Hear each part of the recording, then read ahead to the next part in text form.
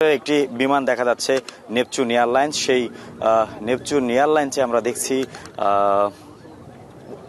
এটা মূল যে রানওয়ে 2/3 রানওয়েতে ছিল সেই রানওয়ে থেকে ছিটকে পড়ে এবং আমরা দেখছি যে সেখানে আগুন ধরে যায় এবং এই আগুন ধরার পরে আমরা দেখি সেখানে ফায়ার সার্ভিস গাড়ি দেখছি, সেটা বিমানবন্দরের মধ্যে যে বিমানবন্দরের নিজস্ব যে ফায়ার ব্যবস্থা রয়েছে সেটা আসতে দেখছি। পাশাপাশি আমরা দেখছি যে অ্যাম্বুলেন্সও সেখানে চলে আসছে যাত্রীদের উদ্ধার করার জন্য। আমরা যতটুকু জানতে পেরেছি এই যাত্রীটি সর্বমোট 65 জন ক্রু সহ এটার মধ্যে ছিল এবং এখন দেখা যাচ্ছে পুরো বিমানটি একেবারে ধোঁয়ায় আচ্ছন্ন হয়ে গেছে এবং এই আগুন নিয়ন্ত্রণে কিন্তু এখন দেখা যাচ্ছে যে একের পর এক ফায়ারের যে ইউনিট সেটা হচ্ছে আমরা যেটা বলতে পারি যে ফায়ার সার্ভিসের, নৌবাহিনীর, বিমান বাহিনীর যে সকল ফায়ার ইউনিটগুলো রয়েছে সেগুলো সব এই জায়গায় ছুটে এসেছে। ফায়ার সার্ভিস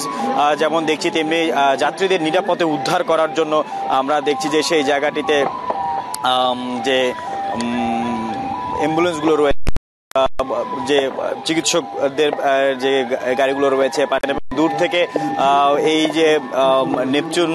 যে এয়ারলাইন্সটি সেই এয়ারলাইন্সটিতে দেখা যাচ্ছে যে নিক্ষেপ করা হচ্ছে। যতটুকু জানতে পেরেছি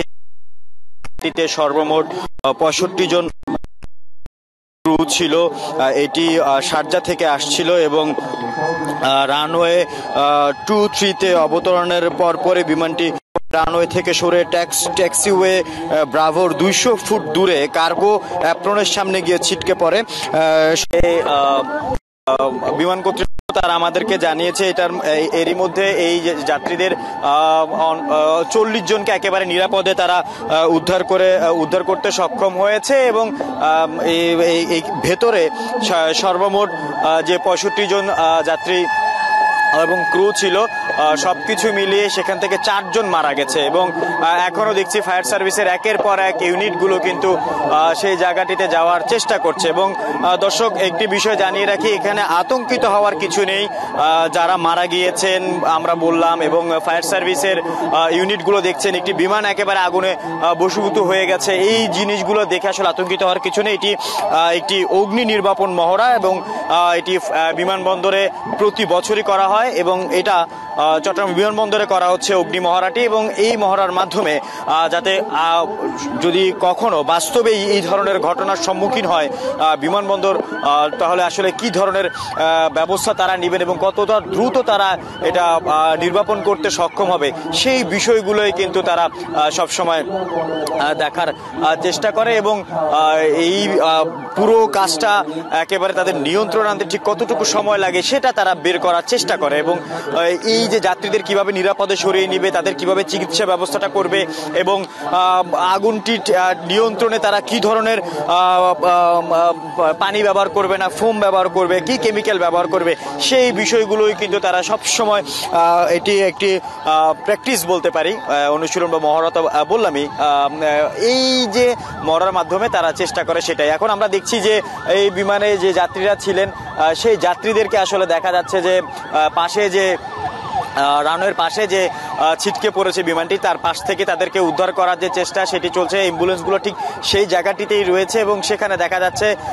সেখান থেকে তাদেরকে একে একে করে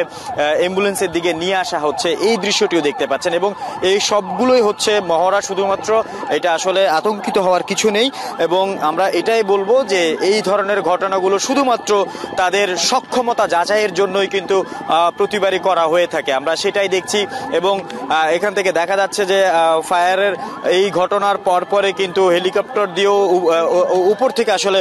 পর্যবেক্ষণ করা হচ্ছিল ঠিক এই ঘটনাটি কিভাবে তারা ঘটছে বা আগুন কতটুকু ছড়াচ্ছে সেটাও কিন্তু উপর থেকে হেলিকপ্টার ছিল। পাশাপাশি আমরা দেখছি পুরো এই ঘটনাগুলো কিভাবে তারা খুব অল্প সময়ের সম্মুখীন হলে কিভাবে সেই হেলিকপ্টারটির মাধ্যমে কিন্তু উপর থেকে আসলে এটা দিয়ে পর্যবেক্ষণ করা হচ্ছিল। আমরা এই হেলিকপ্টার তারপরে একটু পরপরে দেখছি কন্ট্রোল থেকে একের পর এক অ্যাম্বুলেন্স পাঠানোর যে নির্দেশনা সেটি দেওয়া হচ্ছে। ফায়ার সার্ভিসগুলো চারোদিক থেকে বিমানটির ঘিরে রেখে সেখানে তাদের যে অগ্নি নির্বাপন কার্যক্রম সেই কার্যক্রমটি চালাচ্ছে এবং ফায়ার সার্ভিসের কর্মীরা শুধুমাত্র আগুন নিয়ন্ত্রণেই ব্যস্ত নয়, তারা যাত্রীদেরকে আমরা দেখছি সেখানে সিভিল এভিয়েশনের যেমন আছে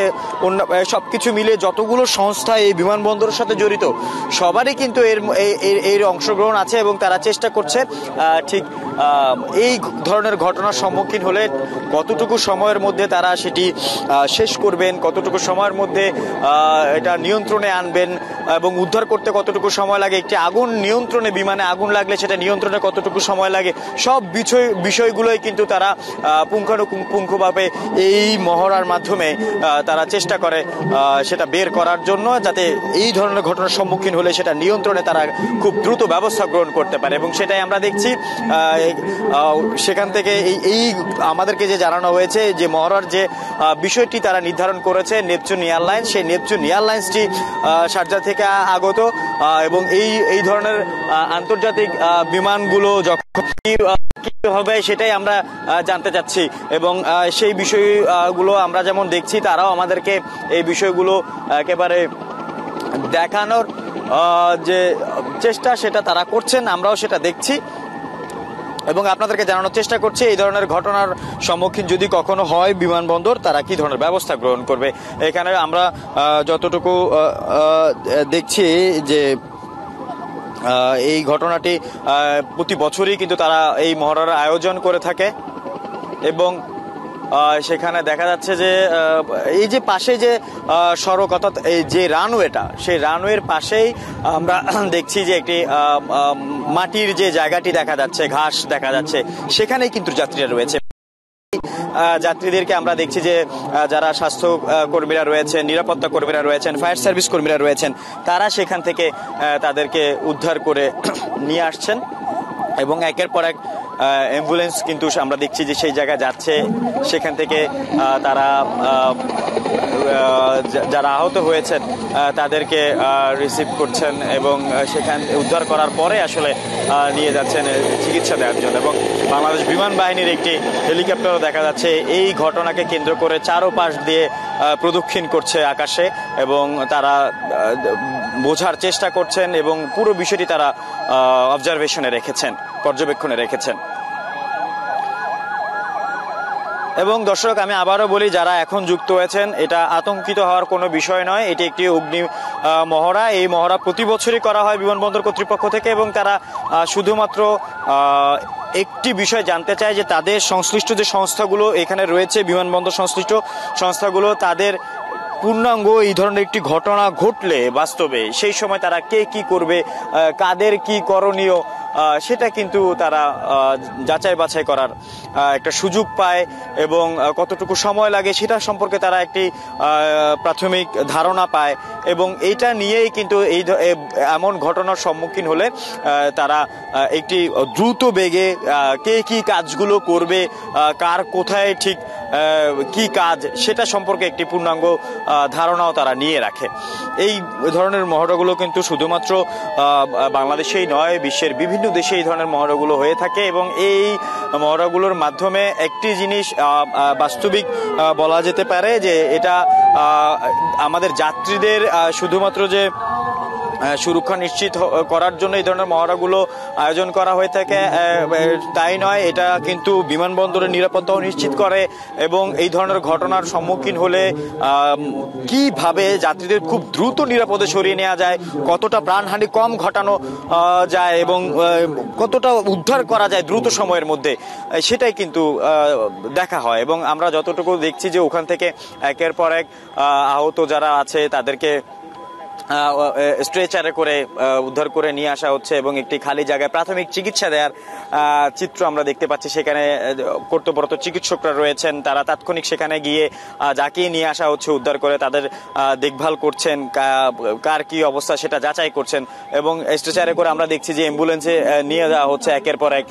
সেই দৃশ্যগুলো দেখছি। এবং এটা আমাদেরকে যতটুকু জানানো হয়েছে সেখানে সর্বমোট 4 জন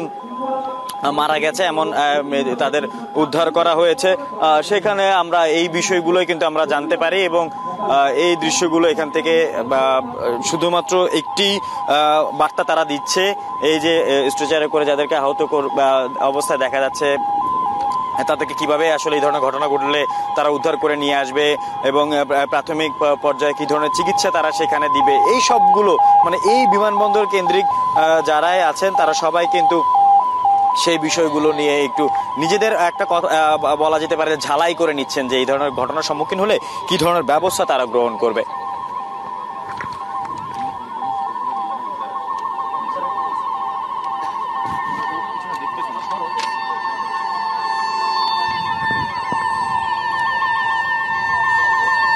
আমরা দেখছি যে অ্যাম্বুলেন্সগুলো যে ছোটাছুটি সেই দৃশ্যগুলো আপনারা দেখতে পাচ্ছেন এবং এই যে বিমানটি সেটি নেপচুন এয়ারলাইন্স নাম ছিল এবং এই বিমানটি শারজা থেকে আসছিল দুবাইয়ের এবং সেই শারজা থেকে আসার পথে তিনি 23 নম্বর যে রানওয়ে 2-3 ক্লিয়ারেন্স সে পায় অবতরণের জন্য, অবতরণও করে কিন্তু অবতরণের এক পর্যায়ে গিয়ে ছিটকে পড়ে এবং সেই ছিটকে পড়ার পর তার ডান পাশে অর্থাৎ ইঞ্জিনের ডান দিকে সেখান থেকে যতটুকু আমরা জানতে পেরেছিলাম যে আগুন ধরে যায় এবং সেই আগুন নিয়ন্ত্রণে আমরা দেখছি ফায়ার সার্ভিস, বিমান বাহিনী, নৌবাহিনী, তাদের সবার যে ইউনিটগুলো রয়েছে ফায়ার ইউনিটগুলো, সেই ফায়ার ইউনিটগুলোকে কিন্তু আমরা দেখছি যে সেখান থেকে তারা অগ্নি নির্বাপনের যে কার্যক্রম সেটা সেই অগ্নি নির্বাপন করতে ছুটে আসে। পাশাপাশি পুরো যে আগুন ধরে যাওয়ার যে দিক থেকে আমরা দেখছি যে নিরাপত্তা কর্মীরা, সেনাবাহিনীর সদস্যদেরকেও দেখা যাচ্ছে, নৌ বিমান বাহিনীর সব সদস্যদেরকেই আমরা দেখছি যে সেই পুরো জায়গাটি একেবারে নিরাপত্তা বেষ্টনীতে ঘিরে রেখেছেন এবং এই যে ঘটনাটি সেই ঘটনাটি তারা যাতে কোনো ধরনের কাজে কারো ব্যাঘাত না ঘটে সেটাই কিন্তু তারা নিশ্চিত করছেন এবং এই যে অগ্নি মহড়াটি চলছে এই সময়টিতে বিমানের কন্ট্রোল রুমের আসলে কার কি কাজ সেটাও কিন্তু তারা চেষ্টা ঝালাই করে নিচ্ছেন, কাকে কি ধরনের কাজে পাঠাচ্ছেন, কি ধরনের বাকি অবতরণের অপেক্ষায় থাকা বিমানগুলো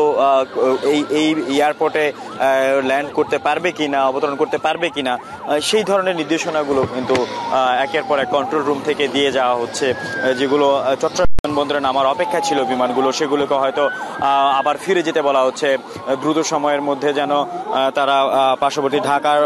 অর্থাৎ এই ঘটনার সম্মুখীন হলে অন্যান্য বিমান নামার ক্ষেত্রে কি ধরনের ব্যবস্থা গ্রহণ করবে, আগুন কিভাবে নিয়ন্ত্রণ করবে, যাত্রীদের কিভাবে নিরাপদে উদ্ধার করবে, প্রাণহানির ঘটনা কমানো যায়, সব বিষয়গুলো কিন্তু একেবারে তারা নিজেদেরকে তাদের কর্মী ঝালাই করে নেয় এবং পুরো ঘটনাটি করতে ঠিক কতটুকু সময় লাগে সেটা তারা নির্ণয় করে। চিকিৎসকদের টিম ঘটনাস্থলে পৌঁছাতে দিতে এবং কার কি অবস্থা সেটা ভিত্তি করে তাদেরকে আমরা একটি দেখছি যে পার্টির উপরে অর্থাৎ একটি দেখা যাচ্ছে যে একটি পার্টির মতো বা একটি বিছানার মতো দেখা যাচ্ছে, সেখানে তাৎক্ষণিকভাবে কিছু পিছিয়ে এই রানওয়ের উপরেই চেষ্টা করা হচ্ছে যে সেই চিকিৎসাটা সেখান থেকে দেওয়ার যে চেষ্টা সেই চেষ্টাটি করছে। এই ঘটনাটি সম্পূর্ণ একটি মহড়া, এই অগ্নি মহড়া প্রতি বছরই অনুষ্ঠিত হয়ে থাকে এবং আমরা